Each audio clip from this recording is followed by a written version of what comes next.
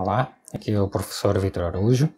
Vamos agora continuar a falar de equação de Van der Pol, equação de Leonard e o teorema de Leonard, que é uma extensão do teorema de Poincare-Bendixson. Então, a equação de Van der Pol foi apresentada aproximadamente no ano 1920 para descrever oscilações num circuito com indutor, capacitor e um tríodo, que é um tipo de válvula termoiónica. E a equação diferencial envolvida é esta aqui, em que μ é um certo parâmetro.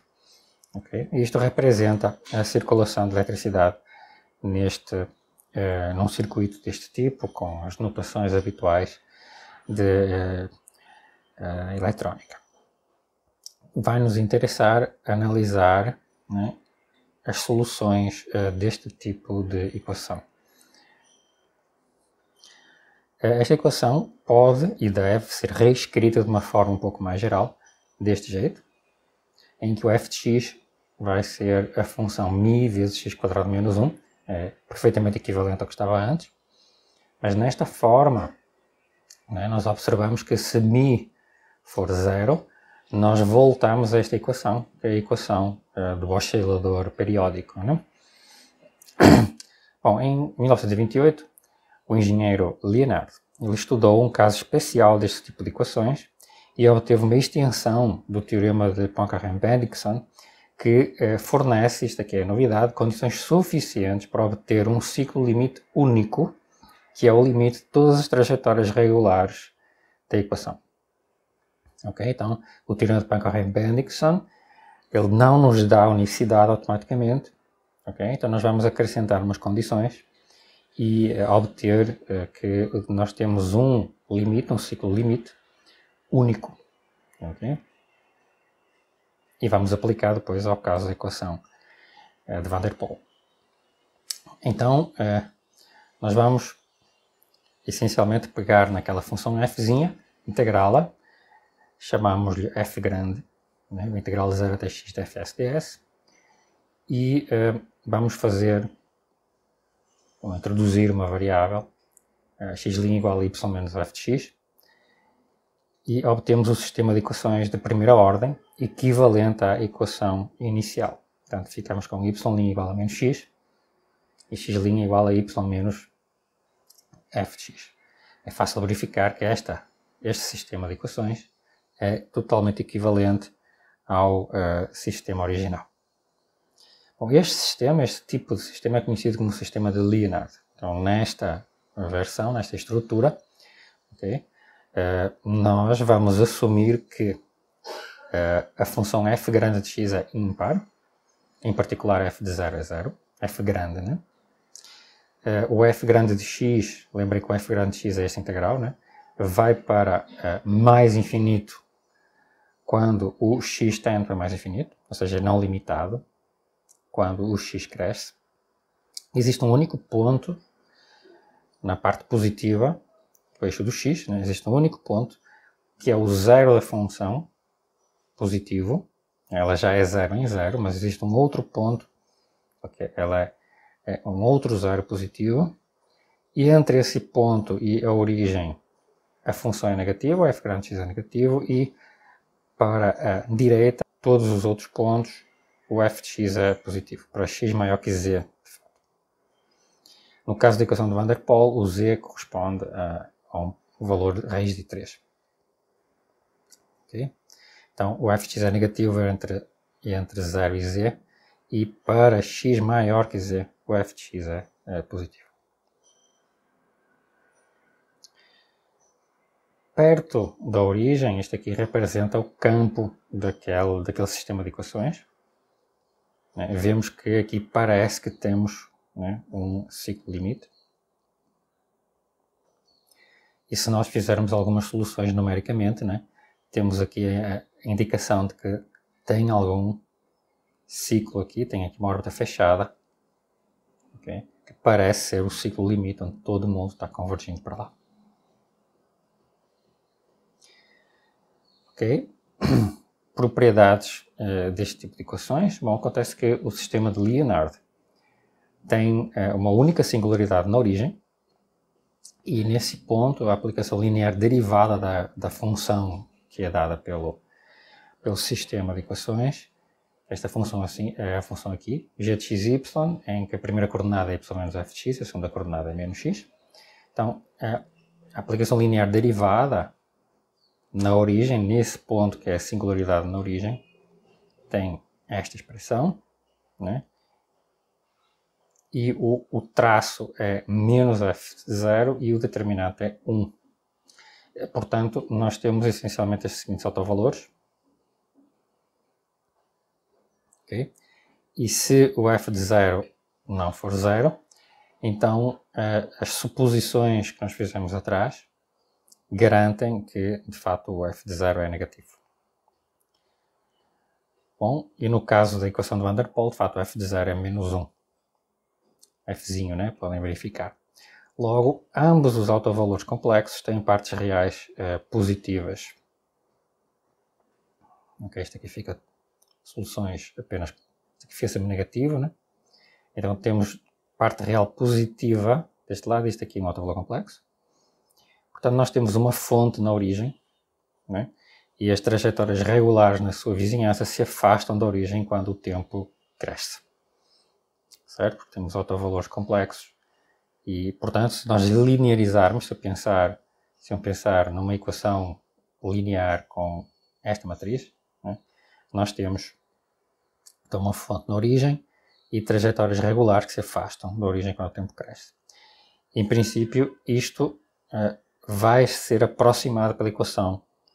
A equação original deve ser aproximadamente dada por esta parte linear pertinho da origem. Certo? Nós vamos ver isso rigorosamente nos próximos vídeos, quando estudarmos o teorema de Hartmann-Kromer. Nos vai dar, de fato, que o comportamento desta equação aqui o comportamento desta parte linear é conjugado ao fluxo numa vizinhança do ponto da origem aqui. Okay?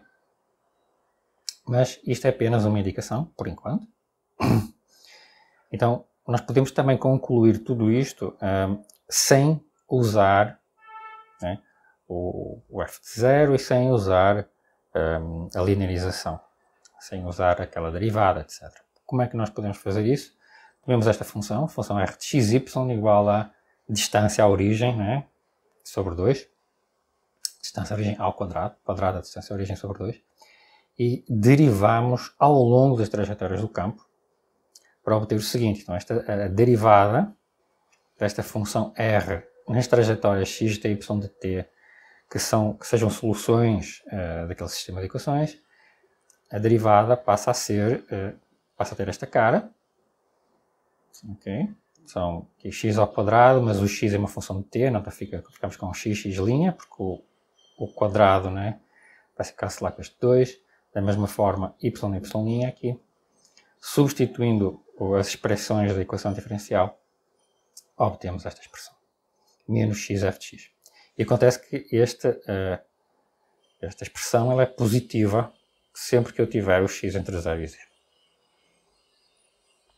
Ok? Ela fica positiva. Bom, e também acontece eu tenho aqui o módulo porque o f de x é ímpar, então vai funcionar também com menos x. Assim, trajetórias de pontos numa vizinhança da origem aumentam sua distância à origem até pelo menos atingir esta relação.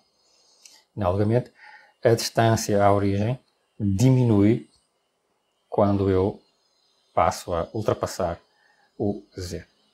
Okay? Porquê? Bom, porque isto aqui, né, é positivo neste intervalo e é negativo fora pelas propriedades assumidas da função f grande. Okay? Então, deste jeito, nós já concluímos, né, que as trajetórias, de fato, elas se afastam de uma vizinhança da origem por causa do sinal positivo aqui. Okay? E quando eu estou bem longe da origem, quando eu estou fora da faixa, módulo de x menor que z, esta faixa aqui. Quando eu estou fora desta faixa, as trajetórias diminuem, a distância diminui. Okay? Então há um ponto aqui intermédio em que eu tenho a chance de ter alguma trajetória periódica, alguma trajetória fechada. Portanto, se uma trajetória não é limitada, ou seja, se ela escapa para o infinito, se existisse essa trajetória, ela terá que se afastar da faixa módulo de z menor que x, ou seja, terá que se afastar nesta faixa aqui. Mostraremos que isto não é possível e concluiremos que todas as trajetórias são limitadas. Portanto, temos um fluxo bem definido para todo o tempo t. Okay? Então, de acordo com o Poincare-Bendixson, como não existem singularidades atratoras neste campo, então a única possibilidade é a existência de um ciclo limite. Portanto, nós, ao provarmos que todas as soluções são limitadas, concluímos a existência de uma solução periódica. Okay? Mas é possível provar um pouco mais. De facto, podemos obter o teorema de Leonard, que diz o seguinte: tomemos f grande classe C1, satisfazendo as condições anteriores, 1 até 3, e a equação x' igual a y menos f de x, y' igual a menos x. Então, existe uma solução periódica que é o ômega limite de todas as trajetórias regulares do sistema. Okay? Então, isto é uma generalização, uma pequena generalização do teorema de Poincare-Bendixson para este tipo de equações diferenciais no plano. Okay? Vamos apresentar então uma prova segundo estas referências que estão aqui, que vocês podem facilmente consultar. Então, uma das primeiras observações que nós vamos precisar fazer é que há uma simetria nestas equações. Então, este sistema, o sistema de Leonard, ele é invariante por esta transformação. A transformação que troca o sinal a x e a y.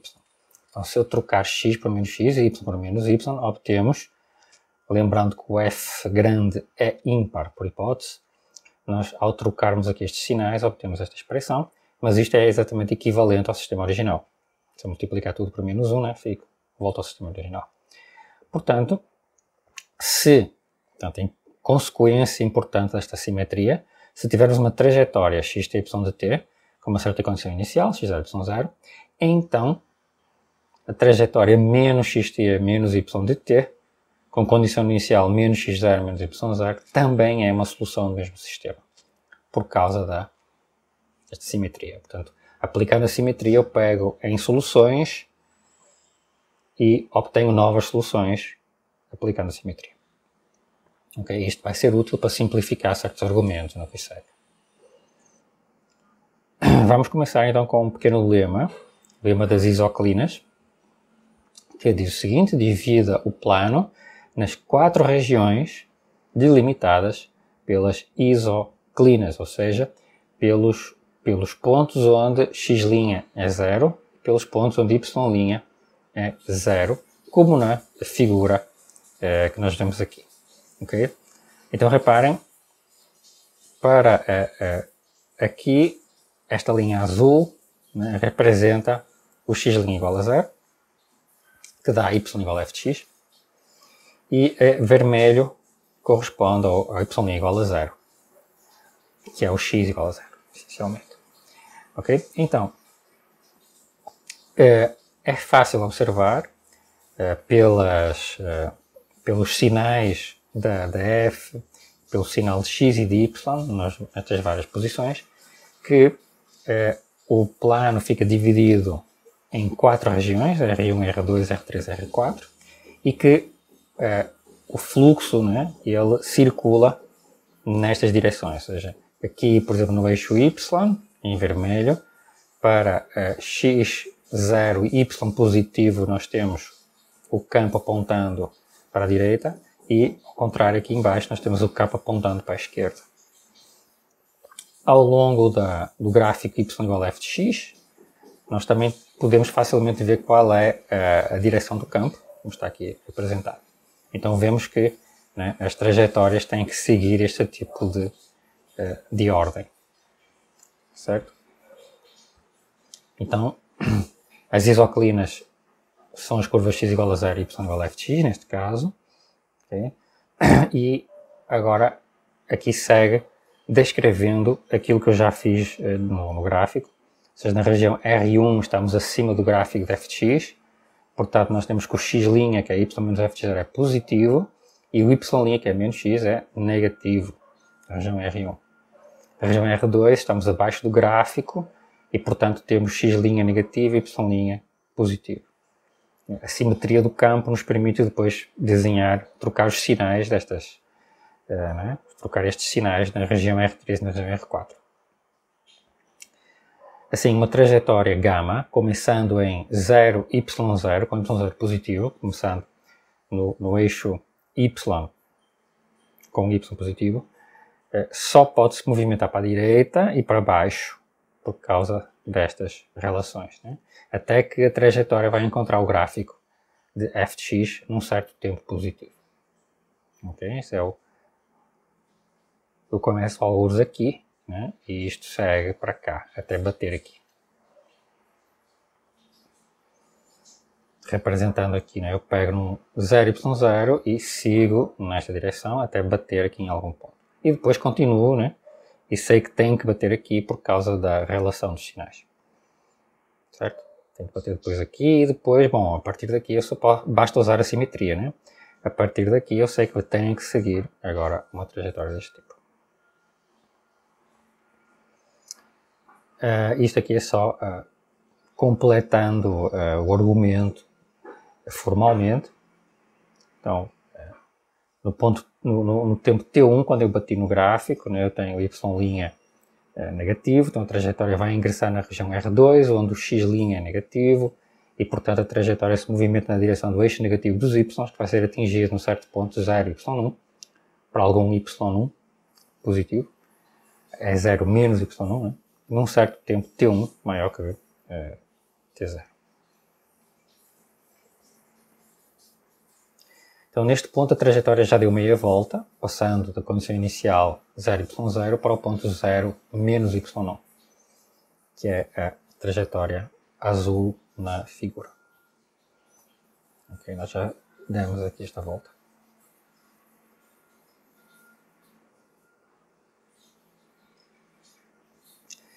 Podemos finalizar usando a simetria das equações para concluir que γ cruza RT e depois R4 para voltar a entrar em R1 em algum ponto 0y2 para um certo y2. Ok? E isto essencialmente é a prova do Lego. Precisamos então provar a limitação das trajetórias.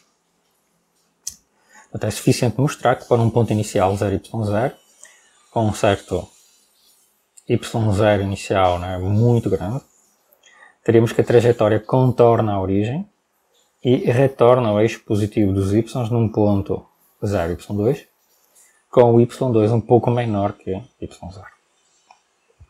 Então, por simetria, basta realmente mostrar que y1 é menor que y0, ou seja, que a trajetória começando em 0, y0, passa para o eixo negativo dos y num ponto 0 menos y1, mais próximo da origem do que 0y0. Basta pegar meia volta.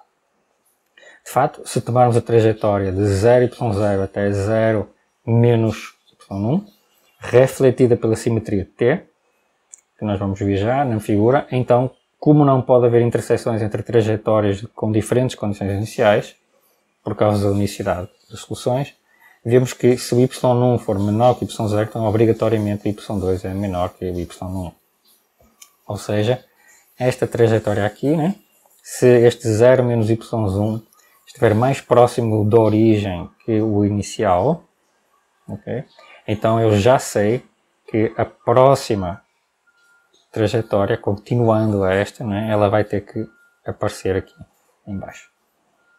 Tá? Essencialmente porque, se não acontecesse isso, né, ele teria que cruzar com alguma trajetória que começaria aqui no correspondente 0 menos y0.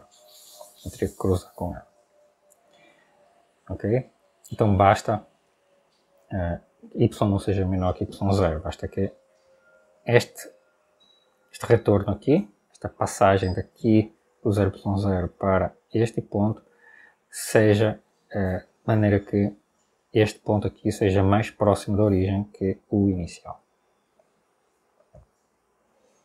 Então, vamos considerar a transformação H, que leva do y0 para o y1. Okay? Que está associada à trajetória que começa em 0,y0 e vai visitar o eixo negativo dos y no ponto 0h de y0, que é menos y0. Então, teremos uma trajetória periódica se e só se o h de y0 for igual a menos y0. Provaremos que existe exatamente uma solução desta equação. Equivalentemente, nós mostraremos que existe exatamente um y0 para o qual o r 0y0 é igual ao r de 0 menos y1.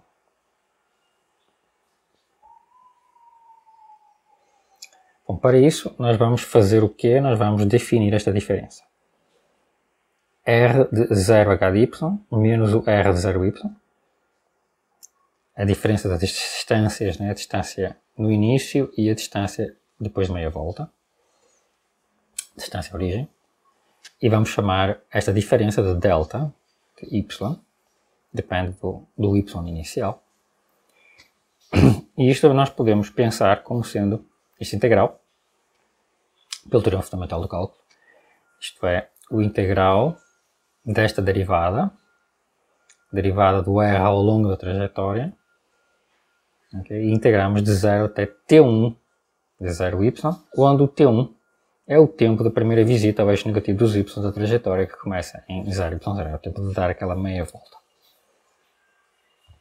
Queremos mostrar que o delta de y tem um único zero, que é negativo para todo o y suficientemente grande. Okay? Então ele tem um único zero e o delta fica negativo para y grande. Okay? O que significa que este valor aqui é inferior a este. Portanto, seja R o valor de y para o qual a trajetória que começa em 0R passa pelo Z0, pelo ponto Z0 de interseção do gráfico de f com o eixo positivo do x. Tá? E vamos agora provar o seguinte lema. Para y entre 0 e r, temos que o delta y é positivo. Para y maior que r, a função delta y é decrescente, monótona, e vai para menos infinito quando o y vai para mais infinito. O primeiro item diz que órbitas começando perto da origem se afastam da origem. O delta fica positivo. O segundo item garante que as trajetórias são limitadas no futuro, porque esta função decresce. E o terceiro item garante que o delta y é negativo para y grande. Logo, junto com os outros itens, temos garantida a existência de uma única raiz para esta equação. Delta y igual a 0.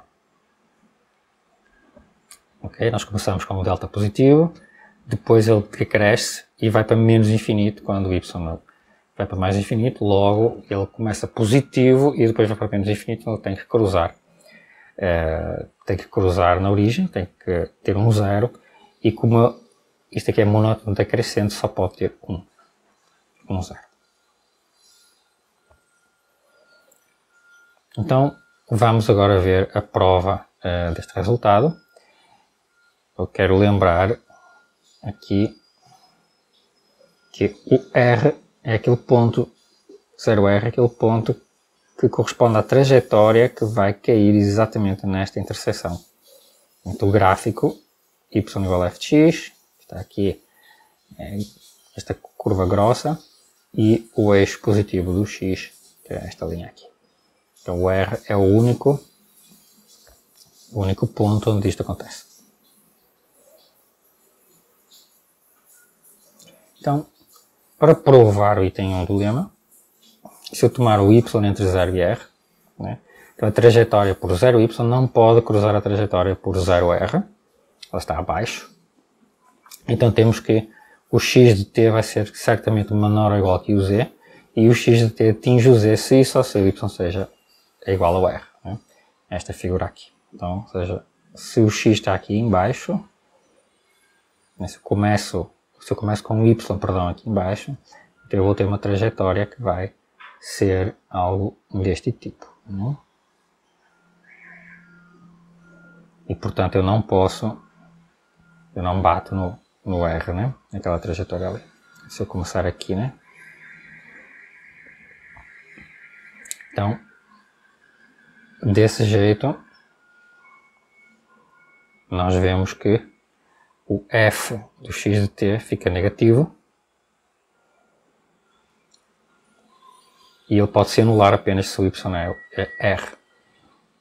Okay? Lembrem que esta derivada ao longo da trajetória tem esta expressão e, portanto, isto significa que isto aqui, uma vez que o x aqui é positivo, o f é negativo, porque eu estou entre 0 e r, com x entre 0 e r, logo isto aqui fica positivo. Então, o r' é positivo, exceto um certo ponto ao longo da trajetória, é quando ele chega em Portugal R.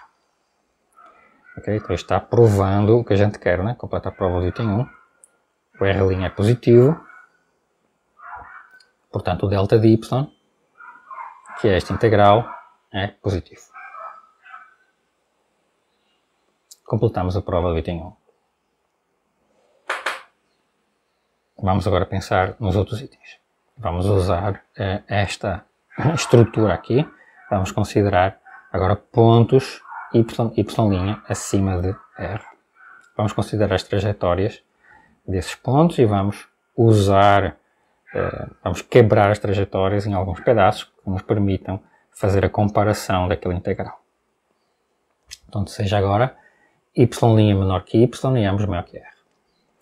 Vamos particionar então a trajetória de 0y a 0h de y em 3 pedaços, como na figura acima. Temos o pedaço A, B e C. Okay? As trajetórias vão ser divididas desse jeito. Então, essencialmente a gente vai olhar para o pedaço da trajetória que vai até chegar nesta linha aqui, que corresponde x igual a r. O pedaço que vai deste ponto até à próxima interseção com x igual a r e, finalmente, este pedaço aqui. Né? A, B e C. A outra trajetória é a mesma coisa, vamos chamar aqui A' até aqui, depois B' aqui, depois o C'. E vamos usar agora estas divisões para comparar cada trajetória em cada pedaço. Certo? Portanto, com estas divisões, o que é que nós podemos agora fazer? Então, nas partes A e C, e analogamente nas partes A' e C', nós podemos usar o x como parâmetro, porque nestes pedaços a trajetória é um gráfico de alguma função de x, e podemos usar a equação diferencial para calcular esta expressão. Então, eu vou integrar, eu vou pensar daquela integral como algo em função de x. Okay? Então, o dr de x eu posso escrever como, usando aqui a regra da cadeia, como o dr dt dividido pelo dx dt. Isto é a mesma coisa que R' sobre x', mas nós sabemos quem é o R', é menos xf de x, e o x' nós sabemos que é y menos f de x. Então, dr dx passa a ter esta expressão, okay? E portanto, ao integrar em relação ao tempo esta expressão, eu escrevo, em vez de eu trabalhar com t como variável, eu posso escrever como uma função de x, certo? Ou seja, eu observo que aquilo é um gráfico de x, né? Então, para alguma função de x, de fato, aquela integral vai do x de 0 até z, enquanto ela é um gráfico de x, e o R' passa a ter esta expressão aqui. Okay? Eu olho para a função como função de x. Então, esta expressão para a trajetória para o pedaço A, né, comparado com aquela mesma expressão para a A', tenho esta desigualdade uma vez que o y em x para a trajetória A é maior que o y' no mesmo x de t para a trajetória A', okay? Pela própria construção e pela escolha da divisão da trajetória, okay? Ao longo desses pedaços A e A'. Então, esta desigualdade sai, certo? Uma vez que eu escrevi o integral como uma função de x. Tá? Quando eu olho para C e C', agora o x ele é decrescente nesses pedaços e, portanto, eu tenho que ter que o dx é negativo. Então, eu também tenho a desigualdade inversa aqui entre os y e y'. E, portanto, não é? Eu tenho de fato a mesma desigualdade, porque eu troco a desigualdade aqui, mas depois troco o dx. Troco o sinal do dx. Então obtemos o mesmo tipo de desigualdade. Ok? Falta agora fazer o quê? Falta comparar os integrais ao longo dos pedaços b e b'. Okay? Neste caso, b e b', nós usamos que a trajetória é gráfico de alguma função de y. Então vamos ter que olhar para dr dy. Okay? E aí usamos a regra da cadeia de novo e observamos que o dr dy pode ser escrito usando a regra da cadeia, uma vez que R é uma função de duas variáveis, x e y. Eu posso escrever isto como ΔR ΔX, ΔX ΔY, mais ΔR ΔY. Mas esta expressão ΔX ΔY pode ser escrita como dx dt sobre y dt, e eu consigo agora obter as expressões de cada um destes pedaços. Isto aqui é x, isto aqui é y, e isto aqui é esta expressão. Agora há aqui um cancelamento e obtenho simplesmente f grande x. Faço agora a substituição, mas antes disso vamos observar o seguinte: eu posso, de fato, dividir a trajetória azul em um pedaço que vem até aqui, este pedaço e este pedaço aqui. Okay? Como é que eu faço isso? Eu escolho estes pontos aqui como referência e considero estas linhas horizontais e faço a divisão do pedaço B em três pedacinhos: o B1, aqui o B2 e aqui o B3. Ok? Veremos que isso vai nos ajudar a fazer as comparações. Então, usaremos então as retas horizontais pela interseção de A' e C' com x igual a R para dividir a parte B em B1 mais B2 B3, como eu fiz na figura. B1 acima destas retas horizontais, o B2 entre as retas e o B3 abaixo das retas. Então, neste trajeto temos que o f é positivo, que é a derivada em relação a y, é o f grande, e ele é positivo, e o y ele é decrescente, ou seja, o dy é negativo. E, portanto, esta expressão, de fato, é isto aqui, fica negativo, já que isto aqui é o f, que é positivo, e isto aqui é negativo. Aqui deveria ser B1 e B3, de fato.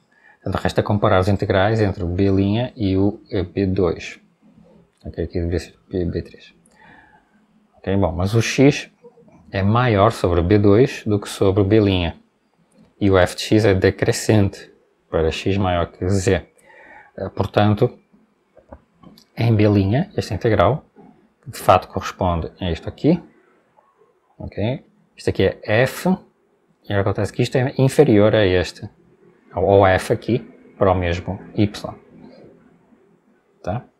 E isto conclui, portanto, juntando estes pedaços com os anteriores, conclui a prova do item 2, né? Ou seja, o ΔY, que é isto aqui, A mais B mais C, esta integral, é estritamente menor que o A' mais B' mais C', né? O outro pedaço. Portanto, isto termina a prova do item 2.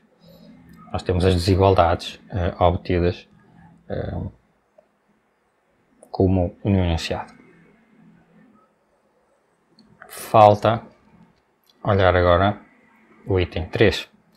Bom, o item 3 diz-nos que o ΔY tem que ir para menos infinito quando o y vai para mais infinito. Então, nós observamos que quando este ponto inicial se movimenta para cima, ou seja, quando o y cresce ao longo do eixo dos y, os valores de x na parte B2 da curva se movem para a direita e o f cresce sem limite quando o x cresce. Ou seja,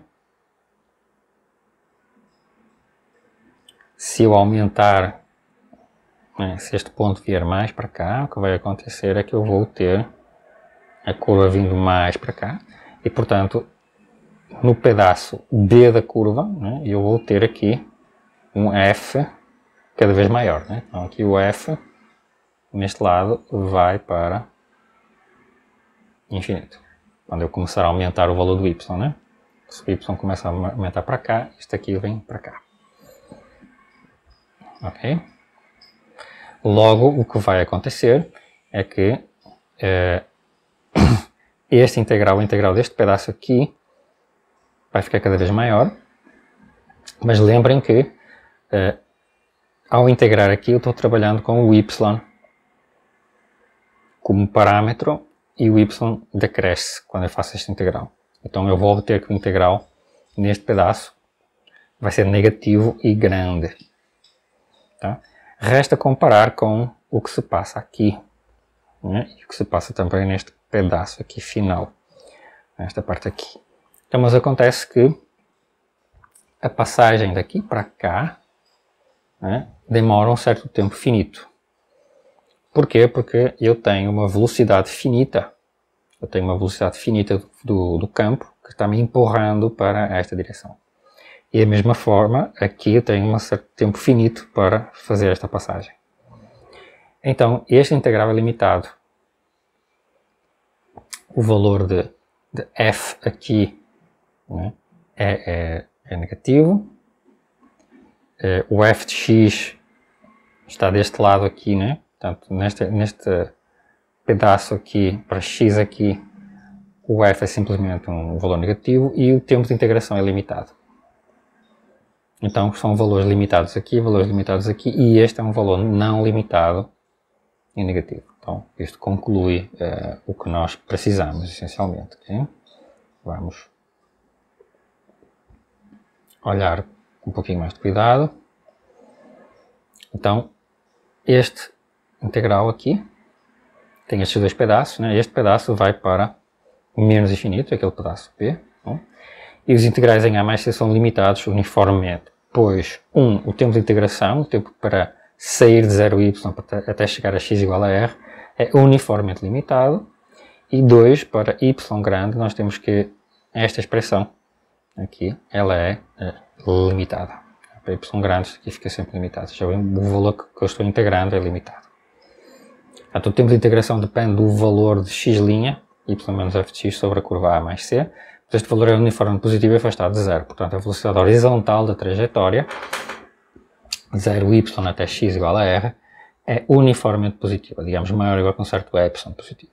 Portanto, o tempo de viagem de 0y até x igual a r é limitado com uma certa constante, no máximo é r sobre epsilon. Portanto, tudo isto junto completa a prova do lema e, portanto, completa a prova do teorema de Leonard, como nós já tínhamos observado. Certo? Próxima nota é observar que nestes livros aqui vocês podem encontrar esta prova detalhada e explicada de várias formas, com os gráficos muito bem ilustrados. Okay? E o próximo vídeo iniciará o estudo do teorema de Hartmann-Grobman de linearização de singularidades hiperbólicas.